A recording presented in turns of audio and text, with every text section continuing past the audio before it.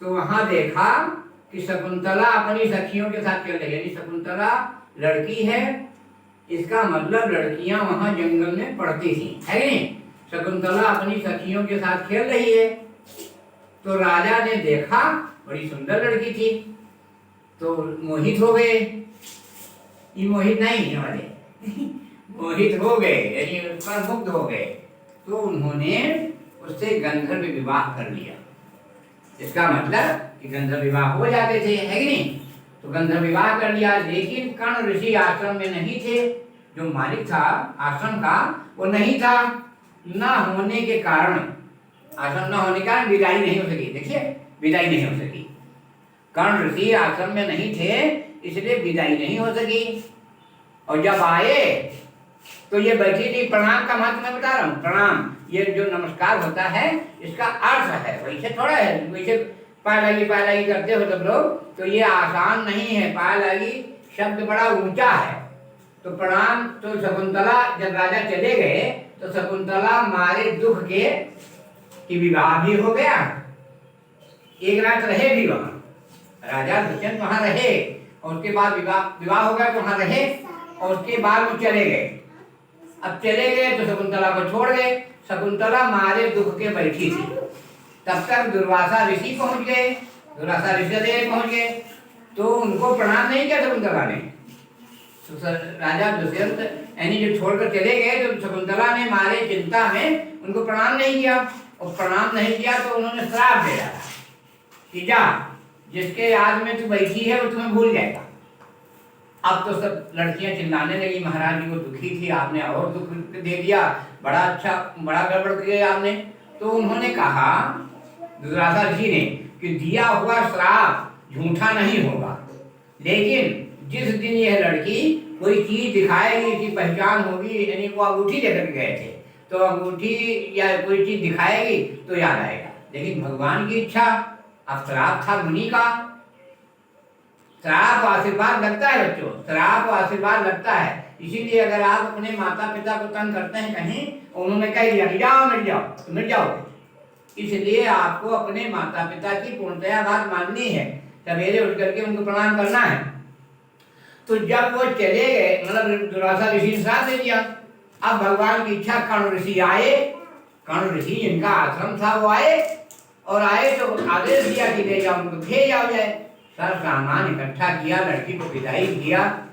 दहेज तो नहीं मांगा गया था, दहेज का आजकल करना बड़ा प्रचलन खराब हो गया है। लड़का नहीं, लड़का अपने पिताजी को पिताजी नहीं कहता है, और जैसे कोई ब्याहू पहुंचत है तैसे बताओ कि हम तो हीरो पूछ ले, है कि नहीं, हीरो पूछ काहे रहे हो तुम, ये तो हाँ लड़का के मतलब भिखारी है, कुछ करता नहीं। तो इसलिए अब भेजने गए, कर्ण ऋषि ने भेजा, तो वो भेजने गए, लेकिन अब श्राप था, रास्ते में जा रहे हैं, रास्ते में एक प्यास लगी इनको, तो एक तालाब था, वहां पानी पीने उतरी, तो जो अंगूठी ले गए थे राजा साहब ना, वो अंगूठी फिसल गई। अब श्राप था ना, श्राप का महत्व है, आशीर्वाद का महत्व है, तो गिर गई अंगूठी। जब ये वहां राजभवन में पहुंची और राजा के सामने पेश हुई, तो राजा ने इनकार कर दिया कि ऐसी तो तमाम लड़कियां हमने देखा, नहीं जानते, कोई पहचान दिखाओ। ये वापस हो गई, लेकिन एक रात रहने के कारण इनको बच्चा पैदा हुआ।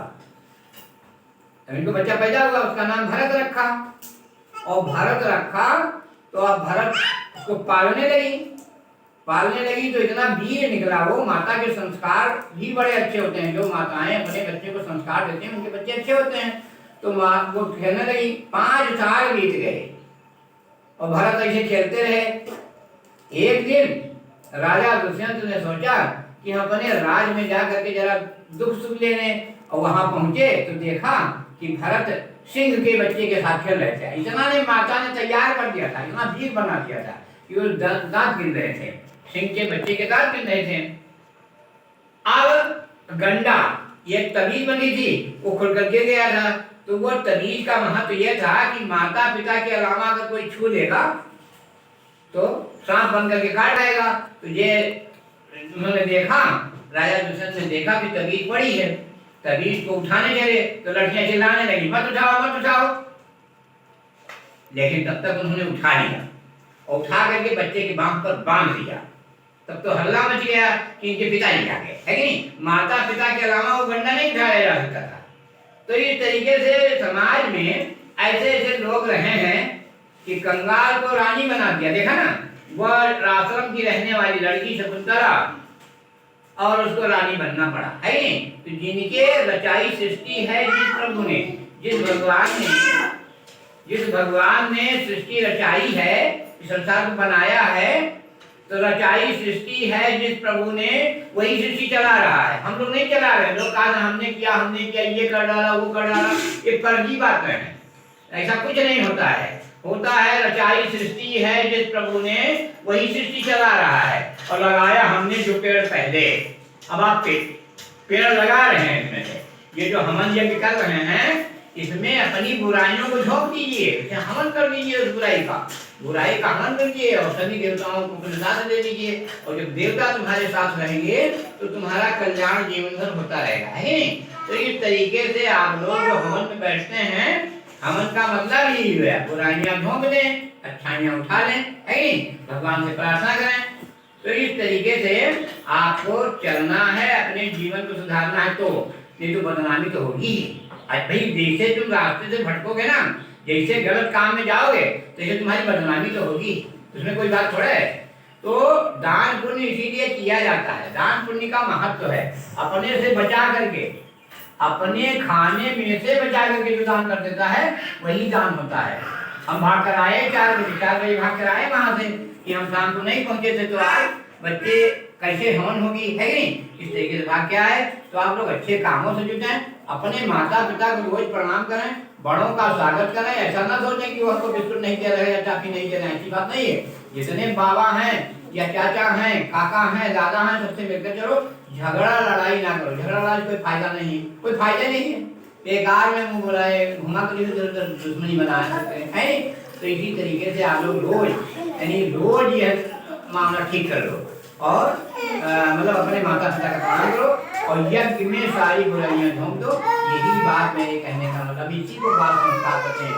धन बल, जन बल, बुद्धि पार, बहुत बड़ा धन हो जाए आपको, बड़ा भारी धन हो जाए, लेकिन धन बल तमाम आदमी आपके साथ हो जाए, जन बल और बुद्धि पार बहुत बुद्धि हो जाए, लेकिन सदाचार में सब बेकार।